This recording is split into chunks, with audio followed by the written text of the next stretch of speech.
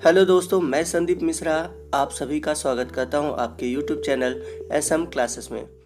दोस्तों, आज के इस वीडियो में हम बात करेंगे नाइट्रोजन के असामान्य गुणों के बारे में। यानी कि नाइट्रोजन वर्ग 15 के अन्य तत्वों से कुछ भिन्न गुण प्रदर्शित करता है, जिसे हम नाइट्रोजन का असामान्य गुण कहते हैं। तो जैसा कि यहाँ पर आप देख सकते हैं, यहाँ पर आपको वर्ग 15 के तत्व दिखाए गए हैं। और हम सभी जानते हैं कि एक ही वर्ग के जो तत्व होते हैं उनके गुण आपस में समान होते हैं। परंतु आपने ये भी पढ़ा होगा कि वर्ग का जो प्रथम तत्व होता है अन्य तत्वों से समानता प्रदर्शित नहीं करता, यानी कि कुछ मामलों में ये भिन्नता प्रदर्शित करता है। ठीक उसी प्रकार नाइट्रोजन भी वर्ग 15 का प्रथम तत्व है, जिसके कारण ये अपने वर्ग के तत्वों से कुछ असामान्य गुण प्रदर्शित करता है। अब ये असामान्य गुण कौन कौन से हैं और इसके कारण क्या है, आइए हम समझते हैं। तो पहला कारण है नाइट्रोजन परमाणु का छोटा आकार। तो जैसा कि हम सभी जानते हैं कि वर्ग में जब हम ऊपर से नीचे जाते हैं तो परमाणु त्रिज्या बढ़ती है।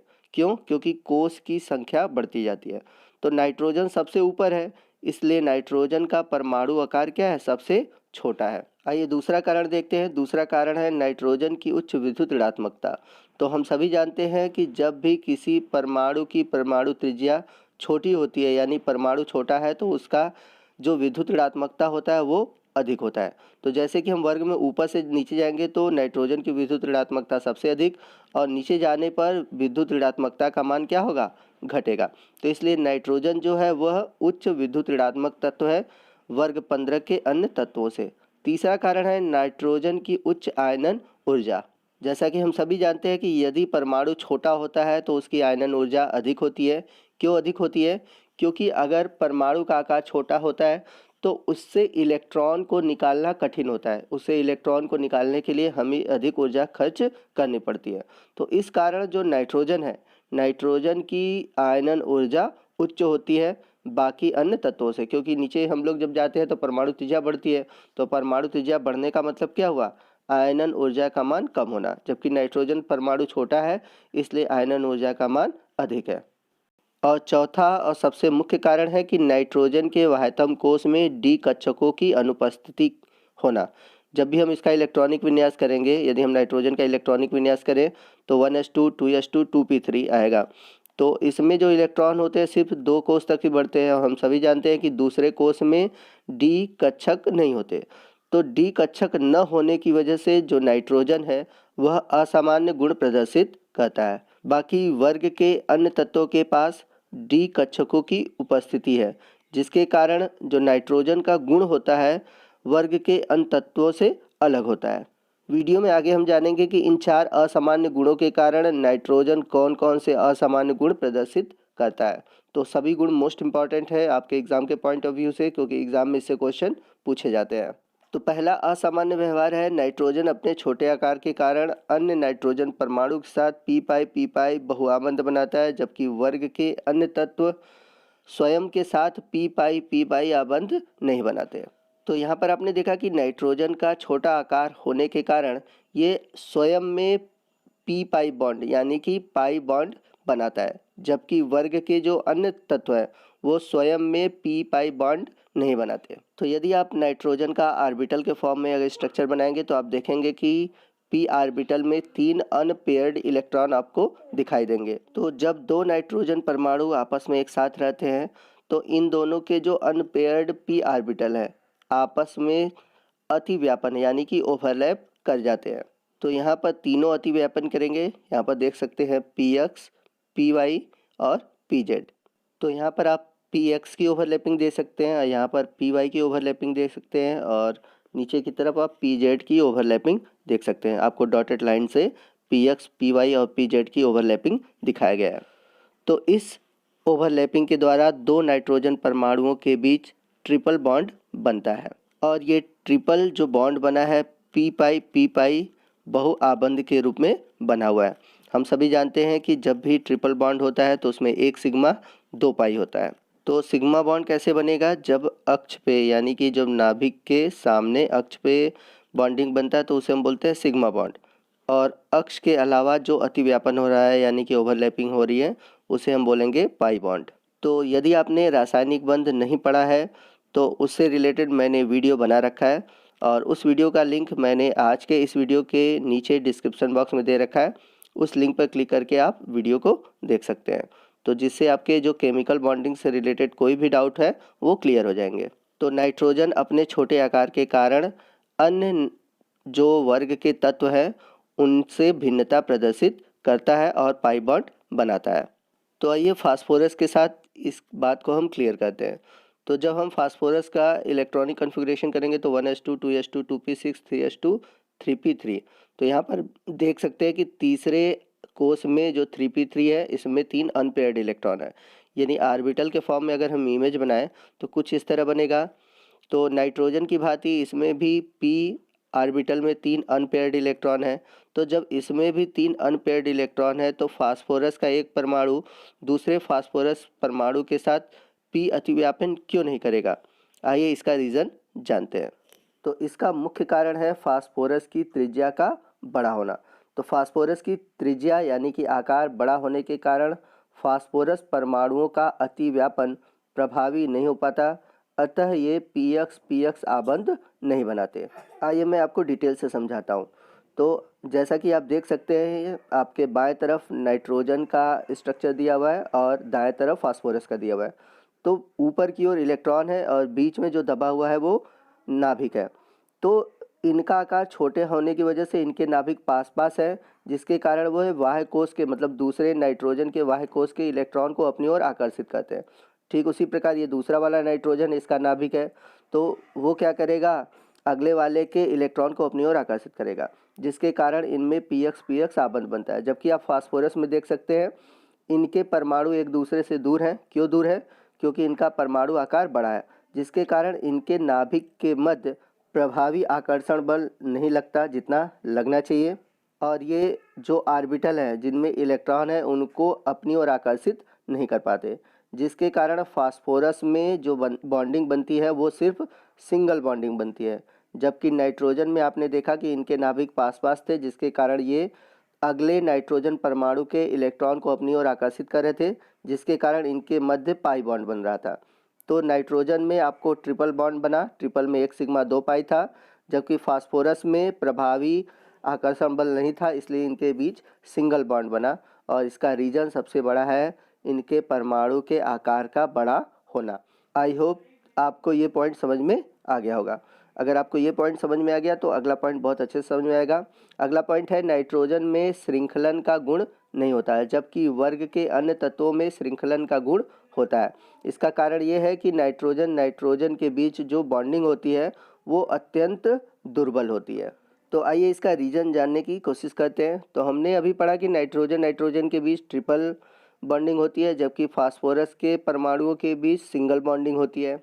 तो सिंगल बॉन्डिंग के कारण जो फास्फोरस के परमाणु हैं आपस में एक दूसरे से जुड़कर एक चेन नुमा संरचना बनाते हैं, जबकि नाइट्रोजन चेन नुमा यानी कि श्रृंखलन संरचना नहीं बनाते। इसका रीज़न क्या है? अभी हम लोगों ने पढ़ा कि नाइट्रोजन में जो 2 परमाणु थे इनके नाभिक पास पास थे, जिसके कारण नाभिक के बीच आकर्षण बल अधिक था। तो जब परमाणु छोटे थे, पास पास थे, तो नाभिक में आपस में तो आकर्षण था, लेकिन जो इलेक्ट्रॉन थे, इलेक्ट्रॉन पास पास होने के कारण इन दोनों इलेक्ट्रॉनों के बीच क्या था? प्रतिकर्षण था। तो इस प्रतिकर्षण के कारण क्या होगा कि परमाणु एक दूसरे से दूर जाने लगेंगे, और एक दूसरे से दूर जाने लगेंगे तो जो बॉन्ड होगी वो क्या हो जाएगी? वीक हो जाएगी। जबकि फास्फोरस में आप देख सकते हैं कि नाभिक दूर दूर है, तो इनके बीच जो आकर्षण है वो कम है, लेकिन इलेक्ट्रॉनों का प्रतिकर्षण भी बहुत कम है। तो इलेक्ट्रॉनों का प्रतिकर्षण कम है, तो इसलिए ये जो बॉन्डिंग है वो क्या है? स्ट्रॉन्ग है। आप सिंपली ऐसे भी लिख सकते हैं कि जब नाइट्रोजन आपस में सिंगल बॉन्ड से जुड़े रहते हैं तो इनके जो इलेक्ट्रॉन होते हैं इनका घनत्व तो बहुत अधिक होता है, यानी कि इलेक्ट्रॉन बहुत पास पास होते हैं, और इलेक्ट्रॉन का घनत्व होने के कारण इनमें प्रतिकर्षण होता है। जबकि जो फास्फोरस है, फास्फोरस में इलेक्ट्रॉनों का घनत्व बहुत अधिक है, यानी कि जो इलेक्ट्रॉन है बहुत दूर दूर है, और इलेक्ट्रॉन के दूर दूर होने के कारण इनमें प्रतिकर्षण बल है नहीं है, यानी कि इनमें प्रतिकर्षण बल कम है, क्योंकि ये दूर है तो आपस में एक दूसरे को कम प्रतिकर्षित करेंगे। तो नाइट्रोजन का जो बॉन्डिंग है वो वीक होने के कारण इनमें जल्द ही ओवरलैपिंग हो जाता है, यानी कि जो ऑर्बिटल होते हैं वो ओवरलैप कर जाते हैं, जिसके कारण पाई बॉन्ड बन जाता है। जबकि फास्फोरस में जो बॉन्डिंग है वो स्ट्रांग है, और स्ट्रांग होने के कारण इनमें पाई बॉन्ड नहीं बनता, और इस कारण ही यह श्रृंखलन यानी कि चेन वाले गुण प्रदर्शित करते हैं, यानी कि जितने भी फास्फोरस परमाणु है ये आपस में चेन के फॉर्म में एक लंबी श्रृंखला बनाते हैं, जबकि नाइट्रोजन लंबी श्रृंखला नहीं बनाता। तो आइए मैं आपको रीज़न को लिखवा देता हूँ। आप कैसे लिखेंगे मैं आपको बता देता हूँ। क्योंकि नाइट्रोजन के छोटे आकार के कारण दोनों नाइट्रोजन परमाणुओं के इलेक्ट्रॉन के मध्य प्रबल प्रतिकर्षण कार्य करता है, अतः नाइट्रोजन नाइट्रोजन बंध फास्फोरस फास्फोरस आबंध की अपेक्षा दुर्बल होता है। आइए चलते हैं नाइट्रोजन के अगले असामान्य गुण की ओर, जो कि है नाइट्रोजन द्विपरमाणुक अणु है, यानी कि N2 के रूप में पाया जाता है, जबकि इस वर्ग के अन्य तत्व चतुष्परमाणुक अणु यानी कि P4, AS4, Sb4 के फॉर्म में पाए जाते हैं। तो इसका रीज़न क्या है? इसका रीज़न ये है कि फास्फोरस, आर्सेनिक और एंटीमनी इनके बीच सिंगल बॉन्ड पाया जाता है, जबकि नाइट्रोजन के बीच ट्रिपल बॉन्ड पाया जाता है। और ट्रिपल बॉन्ड पाए जाने के कारण जो नाइट्रोजन है ये द्विपरमाणुक बनाते हैं, जबकि फास्फोरस, आर्सेनिक और एंटीमनी के बीच सिंगल बॉन्ड पाए जाने के कारण ये चतुष्परमाणुक अणु बनाते हैं। अगला असामान्य गुण है नाइट्रोजन की रासायनिक सक्रियता वर्ग के अन्य तत्वों की तुलना में कम होती है, क्योंकि नाइट्रोजन अणु में त्रिबंध होता है। अब ये क्यों होता है मैं आपको समझा देता हूँ। तो जैसा कि हम सभी जानते हैं कि नाइट्रोजन के मध्य ट्रिपल बॉन्ड पाया जाता है, और ट्रिपल बॉन्ड जब भी किसी रासायनिक अभिक्रिया में भाग लेता है तो इसके टूटने में बहुत अधिक समय लेता है, यानी कि इसके टूटने में बहुत अधिक समय लगता है, और अधिक समय लगने के कारण ये रासायनिक अभिक्रिया जल्दी नहीं देता। जबकि फास्फोरस, आर्सेनिक, एंटीमनी इन सभी में सिंगल बॉन्ड पाया जाता है, और सिंगल बॉन्ड आसानी से टूट जाते हैं, और आसानी से टूटने के कारण ये बहुत अधिक सक्रिय होते हैं, यानी कि रासायनिक अभिक्रिया जल्दी से देते हैं। बात करते हैं अगले असामान्य गुण की। तो सामान्य परिस्थितियों में नाइट्रोजन गैस है, जबकि समूह के अन्य तत्व ठोस होते हैं। इसका कारण समझते हैं। जैसा कि हम लोगों ने देखा कि नाइट्रोजन द्विपरमाणु है और फास्फोरस जो है वो चतुष्परमाणुक है। तो नाइट्रोजन में 2 परमाणु होने के कारण ये इनके आकार जो है छोटे होते हैं, जबकि फास्फोरस में 4 परमाणु है, और जब ये 4 परमाणु होंगे तो इनके बीच जो वान डर वाल्स फोर्स है वो बहुत प्रबल होगा, और वान डर वाल्स प्रबल होने के कारण इनके बीच जो अंतरा अणुक आकर्षण बल है वो बहुत अधिक होगा, और अंतरा अणुक आकर्षण बल अधिक होने के कारण इनके अणु पास पास आ जाएंगे, और अणु पास पास होने का मतलब ये ठोस रूप में पाए जाएंगे, क्योंकि हम सभी जानते हैं कि ठोस में जो अणु या परमाणु होते हैं बहुत ही पास पास होते हैं। और इसी रीजन के कारण जो नाइट्रोजन है सामान्य परिस्थितियों में गैस रूप में पाया जाता है, जबकि जो फास्फोरस है सामान्य परिस्थितियों में या फास्फोरस के अलावा वर्ग के जो अन्य तत्व हैं वो ठोस रूप में पाए जाते हैं। क्योंकि आप सभी ने 9, 10th या 11th में पढ़ रखा होगा कि जो गैस होते हैं उसमें अणु दूर दूर होते हैं, जबकि ठोस में जो अणु होते हैं वो पास पास रहते हैं। तो यही रीज़न है नाइट्रोजन के गैस के रूप में पाए जाने के और अन्य तत्वों के ठोस रूप में पाए जाने के। आइए नेक्स्ट देखते हैं हम नाइट्रोजन के असामान्य गुणों के बारे में। तो उच्च विद्युत ऋणात्मकता के कारण नाइट्रोजन स्पष्ट रूप से अधातु है, जबकि आर्सेनिक तथा एंटीमनी उपधातु और बिस्मथ धातुएं हैं। आइए इसका कारण समझते हैं। इसका कारण यह है कि नाइट्रोजन हम लोगों ने पढ़ा कि बहुत छोटा है, जबकि वर्ग के जो अन्य तत्व हैं वो बड़े हैं। तो छोटा आकार होने के कारण जो नाइट्रोजन का न्यूक्लियस है किसी अन्य तत्व के इलेक्ट्रॉन को अपनी ओर बहुत तेज़ी से आकर्षित करेगा, जबकि वर्ग के अन्य सदस्यों का आकार बड़ा होने के कारण वो दूसरे तत्वों के इलेक्ट्रॉन को अपनी ओर आकर्षित नहीं कर पाते।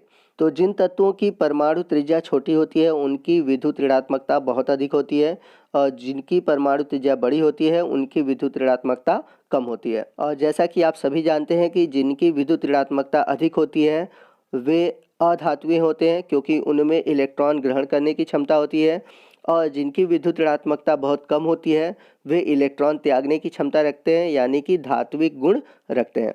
तो इस कारण ही नाइट्रोजन जो है अधातु है, बाकी वर्ग के अन्य तत्व जो है वो धात्विक गुण प्रदर्शित करते हैं।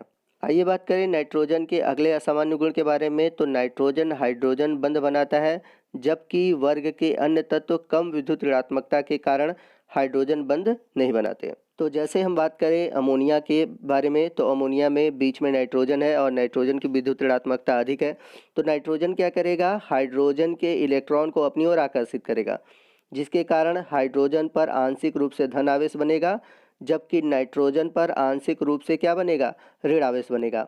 अब इस आंशिक धन आवेश के कारण ये जो हाइड्रोजन है किसी दूसरे अमोनिया के नाइट्रोजन के साथ आपस में एक वीक बॉन्ड बनाएगा और इस वीक बॉन्ड को हम बोलेंगे हाइड्रोजन बंध।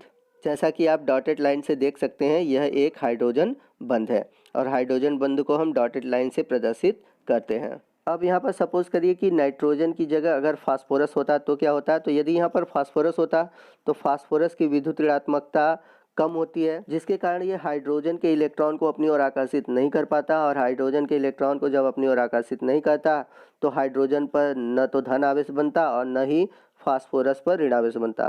तो न धन आवेश बनता न ही यह दूसरे अन्य अणु के साथ हाइड्रोजन बंध बना पाता। तो यह कारण है, यानी कि कारण यह है कि नाइट्रोजन की विद्युत ऋणात्मकता अधिक होने के कारण यह हाइड्रोजन के इलेक्ट्रॉन को अपनी ओर आकर्षित करता है, जिसके कारण हाइड्रोजन बंध बनता है। जबकि वर्ग के जो अन्य तत्व हैं जिनकी विद्युत ऋणात्मकता बहुत कम है, जिसके कारण ये हाइड्रोजन बंध नहीं बना पाते।